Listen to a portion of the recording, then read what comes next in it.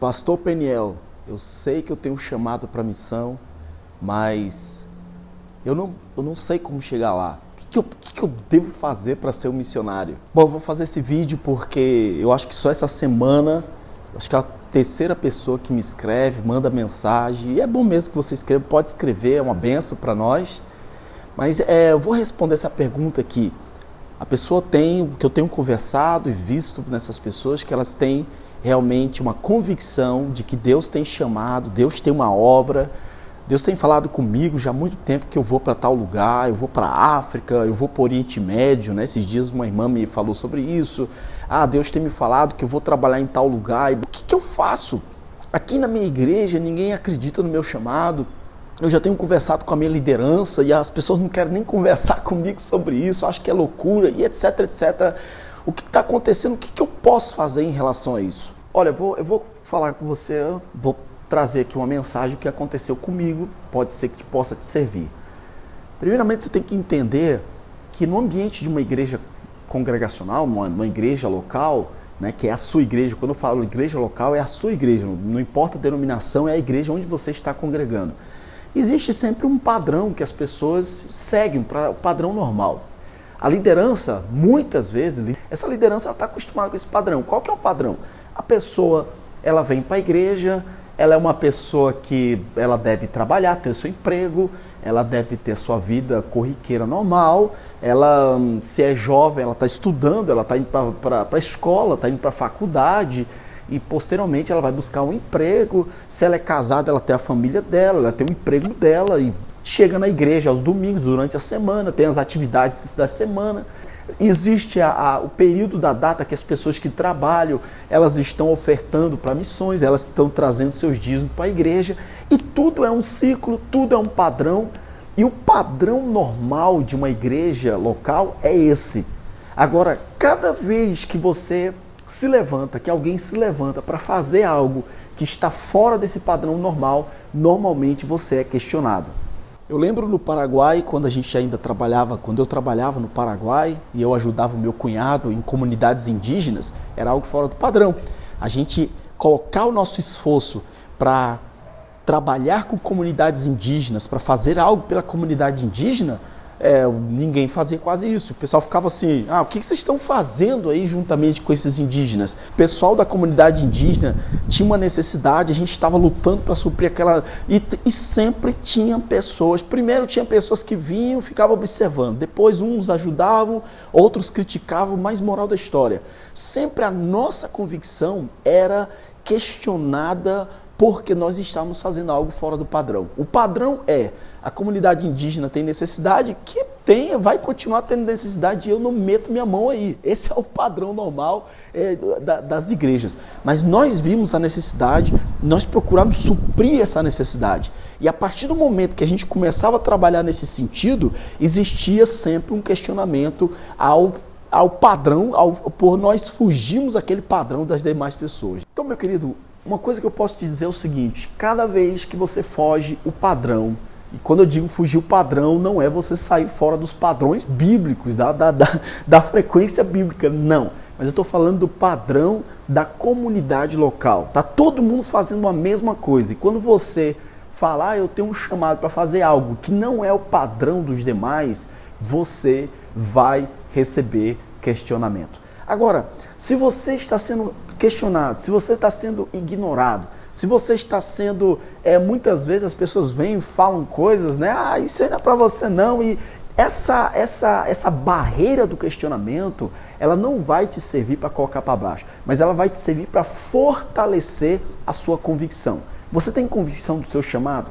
Deus falou com você? Você realmente tem essa convicção? Então, cada vez que um questionamento vem em relação a você, é um ponto para você ver as lacunas que estão acontecendo, e você poder orar e direcionar em relação a isso aí. Eu vou dar um exemplo em relação a isso. As pessoas vêm e falam, mas quem vai te manter no campo? Como é que você vai conseguir recursos para poder ir para o campo de missões? E quando você chegar lá, se já é difícil ir para lá, quem é que vai te manter no campo de missões? Então são questionamentos. Você tem preparação para isso? Você tem capacidade realmente para exercer esse determinado trabalho? Então, são questionamentos que isso deve fortalecer. Você deve se perguntar em relação a isso. Eu tenho preparação para isso? Se eu não tenho, o que eu posso fazer para amenizar a minha falta de preparação para o cumprimento desse chamado? E você ora e você deve trabalhar em relação a isso. Eu acredito que um número muito grande de pessoas que poderiam estar no campo de missões, pessoas que têm um chamado de Deus, pessoas que têm realmente Deus tem falado com essas pessoas, tem impactado o coração dessas pessoas, tem feito essas pessoas a poder visualizar, a ver um campo, a necessidade. Essas pessoas hoje, nesse exato momento, elas deveriam estar lá no campo de missões. E elas não estão. Sabe por quê? Porque elas deram ouvido muitas vezes a essa oposição. Elas, ao invés de dar ouvido à voz de Deus, elas deram ouvido a essa oposição. O meu conselho em relação a você que realmente tem uma chamada de Deus, você que realmente tem uma convicção de que Deus te chamou para a obra, o meu conselho é o seguinte: não dê ouvido às oposições, não dê ouvido às críticas, mas use as críticas em relação a você. Uma coisa, um exemplo que eu posso dar em relação ao serviço de missões, a chamada missões, é como você está apaixonado, né? Você não vê defeito para nada, mas as outras pessoas, elas vão ver defeito daquilo ali, entendeu? Então, as críticas, muitas vezes, elas servem para abrir os teus olhos para coisas que você não está vendo em relação àquele momento de paixão, vamos dizer assim.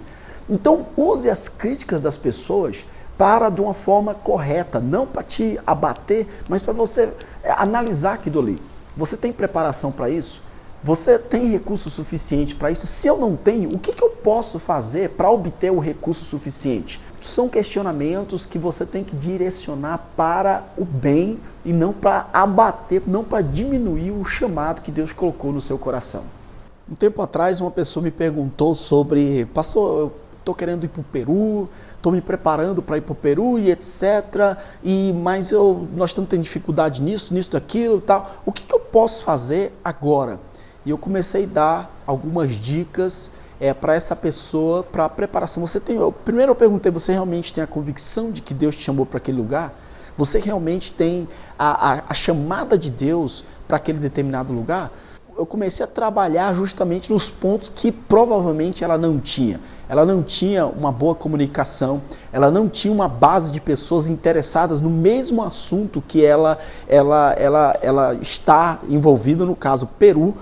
Hoje nós fazemos isso aí pela internet. Quando você fala do seu projeto, quando você publica sobre o seu projeto, quando você faz vídeos falando do seu projeto, quando você escreve no seu blog falando sobre o seu projeto, você precisa pesquisar sobre o campo de missões, as curiosidades do campo de missões você está falando.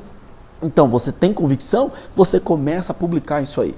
Pessoas interessadas naquele seu projeto vão começar a se aproximar de você.